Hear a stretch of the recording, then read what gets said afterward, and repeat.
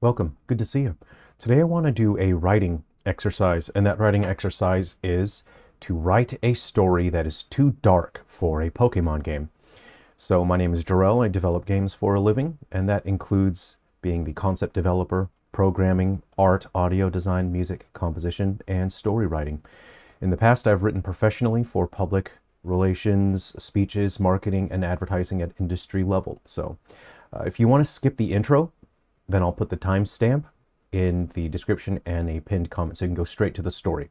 But if you like the intro here, it is just a little explanation. It is important to constantly challenge yourself when it comes to any endeavor, whether that be related to your career or hobby. You should strive to hone your craft, to excel, to push your skills and your understanding even further. So today I will write a story that is too dark for a Pokemon game. Now, I'm not going to take the easy way out. Absolutely anyone can write what I believe hip young kids these days call edgelord fan fiction. Anyone can write that.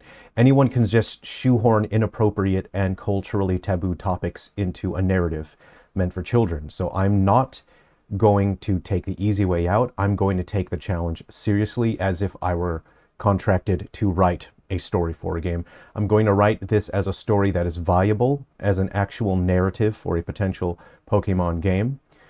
For this challenge, I will adhere to the overall requirements and limitations established by the types of narratives we have typically seen in children's media, such as Pokemon. Every narrative has multiple functions which a writer must consider, and those are mechanical function, tonal function, and sensory function. Mechanical is a story or plot, and it needs to convey a series of events and express information. That's the most basic one. Tonally, the story needs to establish and maintain a tone. Is this a comedy, a lighthearted adventure, or a dour examination of how an elitist gatekeeping art school rejected an aspiring artist who came from poverty and inadvertently caused World War II? Lastly, and most nebulous, but is still very important, is the sensory function. How does the story make the audience feel? At specific points of the plot or story, how does the audience feel? And this is something that I would say writers who are still early on in their journey are not good at handling that and controlling that, the sensory function. So mechanically, Pokemon stories are very simple. The protagonist must travel across a region, defeating gym leaders to earn badges so he or she may challenge the Elite Four.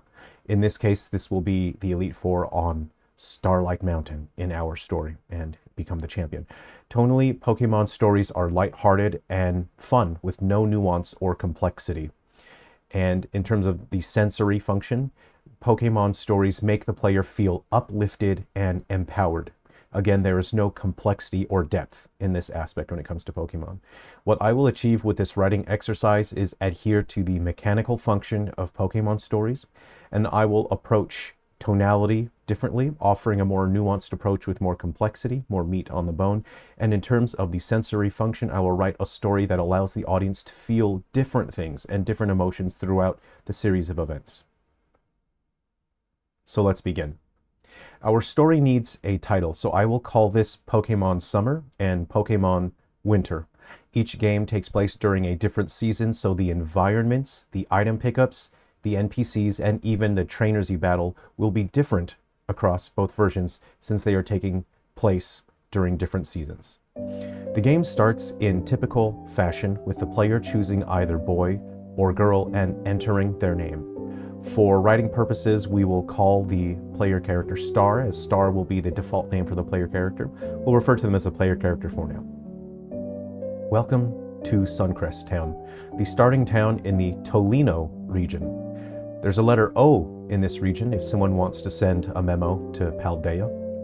As the player assumes control of their player character, the first change we see is that both of the player's character's parents are home. We see the player character's room is adorned with all kinds of Pokemon merchandise, toys, furniture, posters, everything. There is a Pokemon nightlight by the bed that is still turned on. It's the player character's 10th birthday, which means they get to go to the Pokemon lab next door and get their first Pokemon so they can embark on an adventure. The player character's parents congratulate the player character and give them a cake, which the player character eats out of a Pokemon-themed plate and silverware.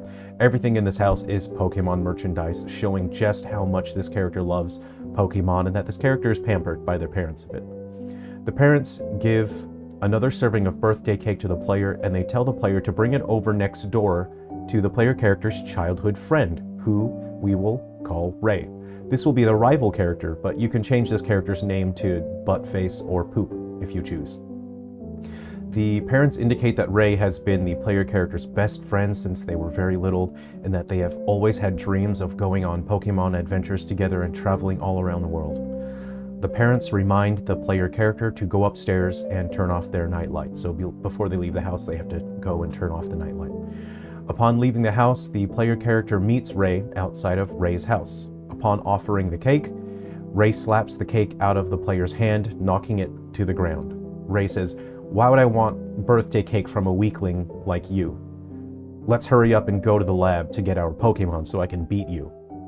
This is where we have our first tonal shift away from typical Pokemon story interactions, where the player character is usually patted on the head and treated like a special pampered child. If the player character goes into Ray's house and Ray's bedroom, it will be seen that Ray's house is plain. It lacks the piles of Pokemon merchandise that the player character has. Ray is being raised by a single parent. Which parent is raising Ray depends on an element which I will discuss later, but it can vary between either the mother or the father. The player and Ray travel to the lab and meet the professor, who we will call Professor Gum. So Professor Gum greets the kids and indicates he had set aside some special Pokemon for the kids to pick. He's known both Ray and the player character since they were young and knows that they have wanted to go on a big Pokemon adventure and become the best champions in the world. So Ray says, "I feel sorry for you for being so weak, so I'll let you choose your Pokemon first." The player picks their Pokemon. In typical fashion, Ray picks the starter that has a type advantage against the player's starter Pokemon. After the battle, in which the player will probably win, Ray will say something along the lines of, "I was going easy on you. I hate seeing little kids cry on their birthday. Hurry up and get packed so we can leave this town." Professor Gum says before they embark on their journey, he will perform a quick health check using their VitaCheck machine to ensure that both kids are ready to embark on their adventure. Ray steps into a machine that scans him with a bright light. Overhead, a green light appears. It's a bill of health. Ray says, "Of course I passed the health check. Only someone strong and healthy can become the champion Pokemon trainer. Hurry up, player character, it's your turn." And the player character, the default name is Star. So hurry up, Star, it's your turn.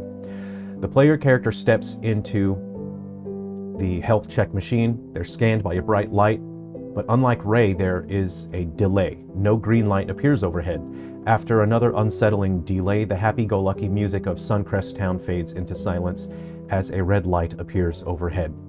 Professor Gum walks to a machine and reads a printout on a piece of paper. He hesitates before telling Ray and the player character to wait. Don't go anywhere. He needs to talk to the player character's parents.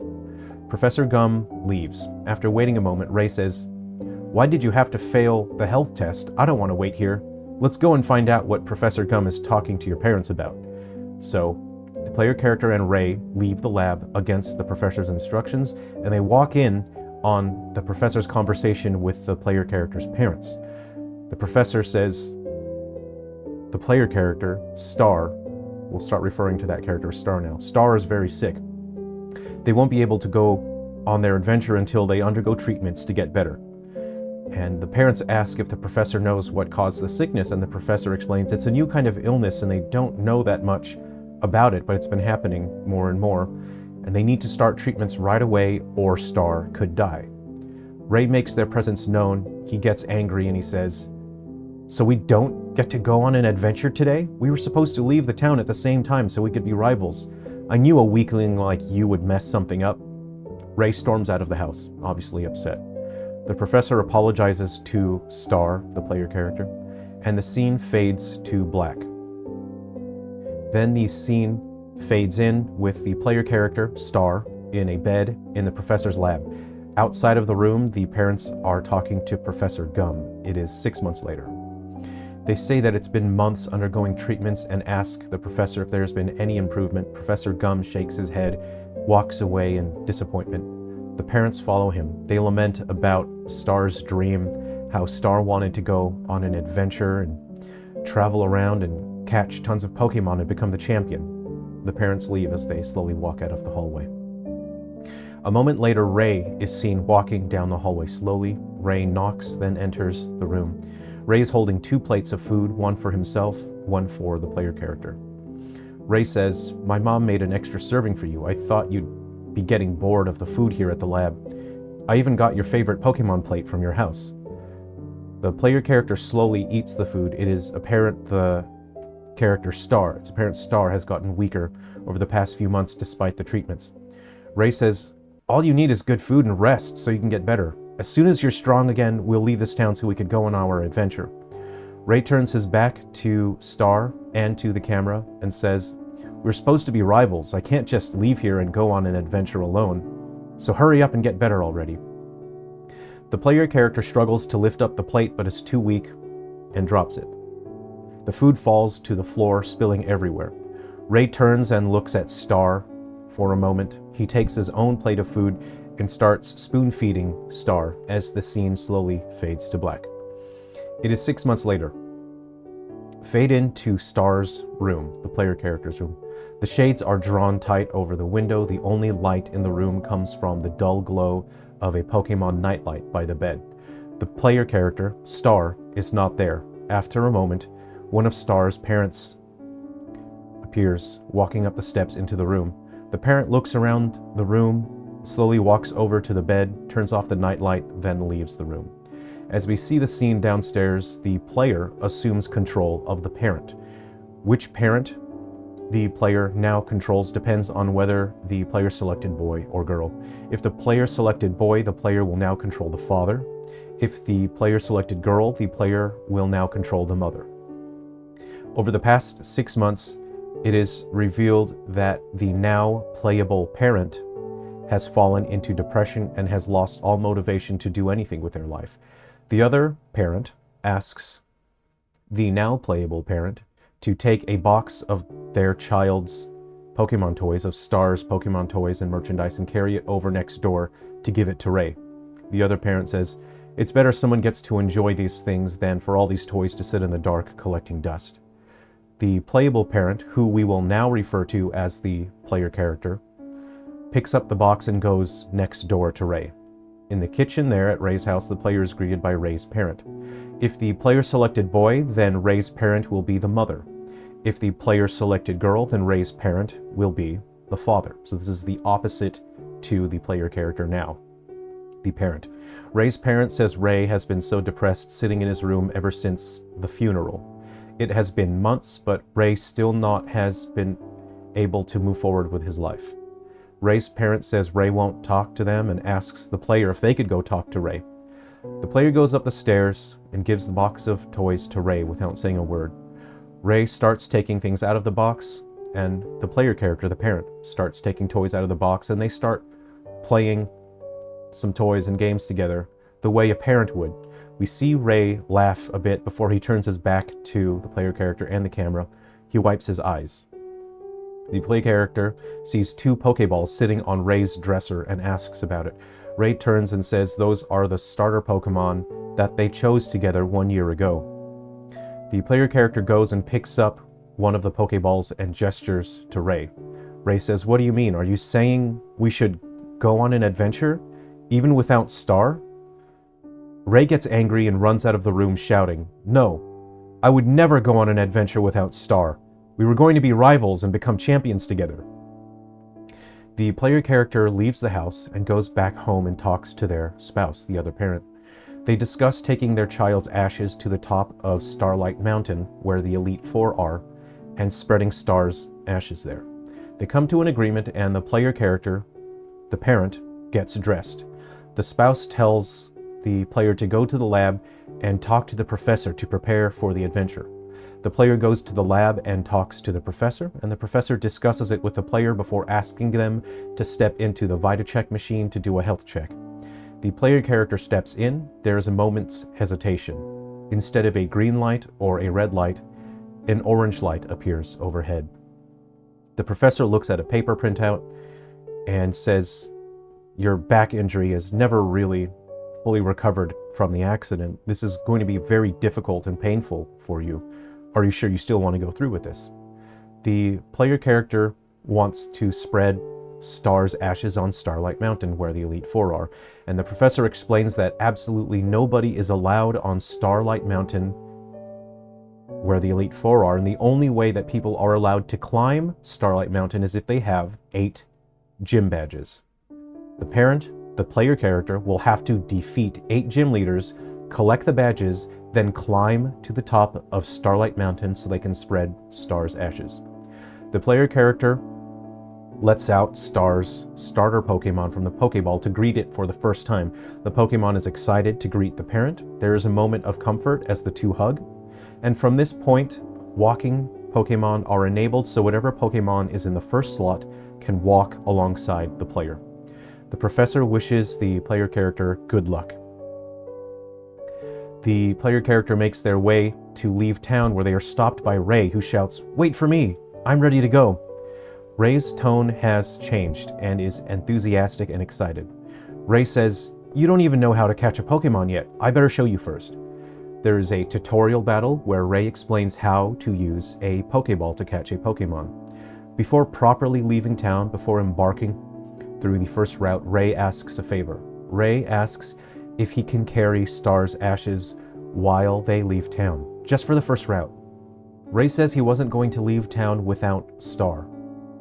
The player gives the ashes to Ray to hold temporarily, and together the player character and Ray traverse the first route just until they get to the next town. There, Ray gives the ashes back to the player character and says, "Okay, now we have to split up. I'm going to catch lots of Pokemon and become strong. Let's meet up at the next town past the forest." And then Ray asks, "If I run into any trouble, will you be there to help me?" The player has a choice to answer yes or no. If the player answers yes, Ray replies excitedly and says, "Okay, I'll do my best. You better do your best too. Star would have wanted you to catch tons of Pokemon here. We used to talk about it all the time." If the player answers no, Ray is disappointed but replies, "Oh, I understand. I should be grown up enough to be able to rely on myself. You're right.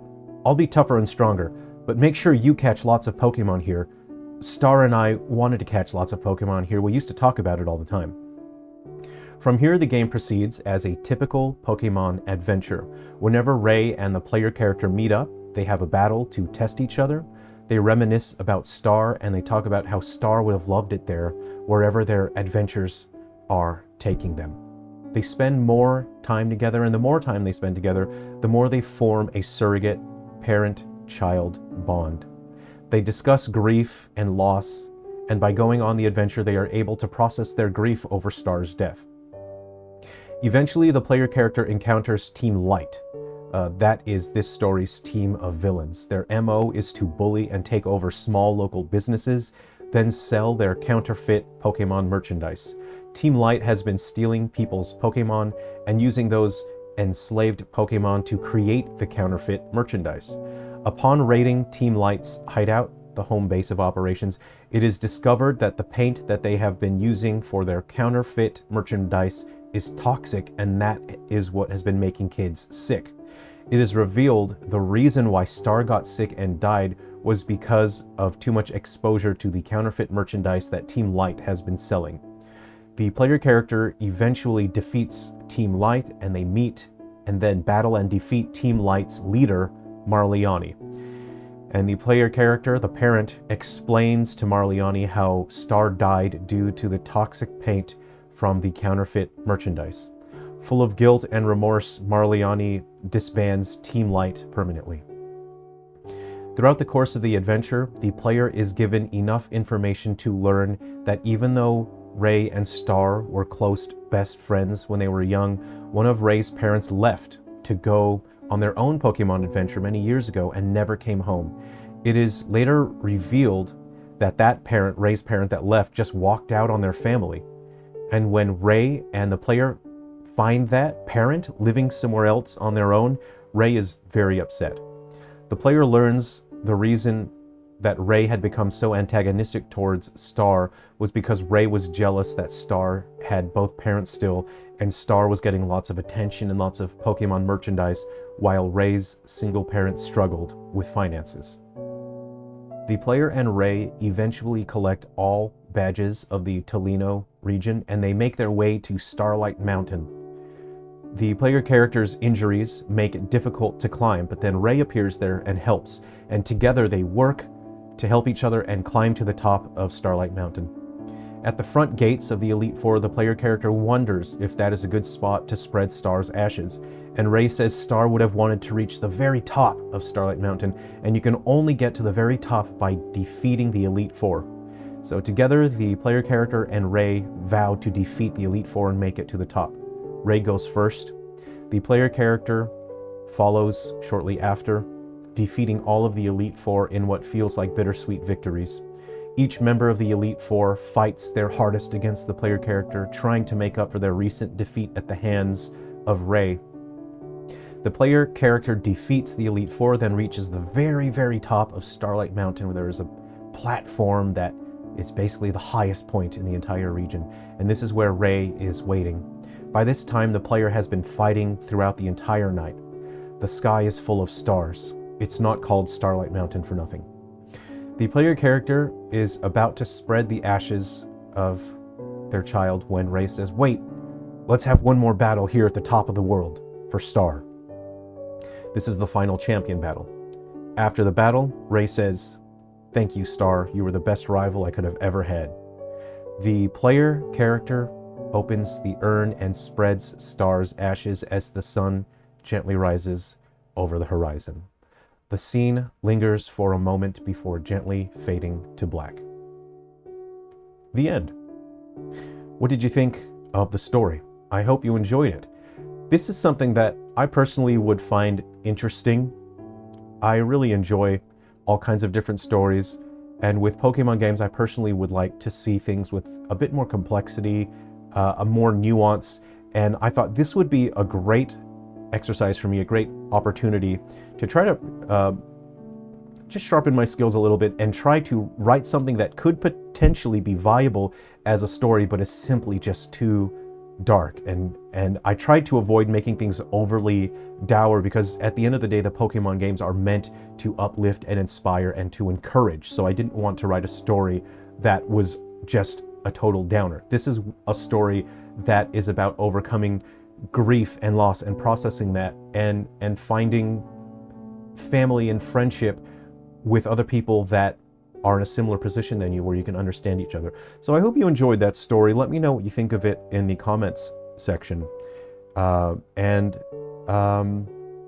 If you'd like to see something that's funny now, because this was a bit sad, I think, I'll put some things on the screen, some other videos on the screen if you want something funny instead. Okay, thanks for spending some time with me today. Take care and be well.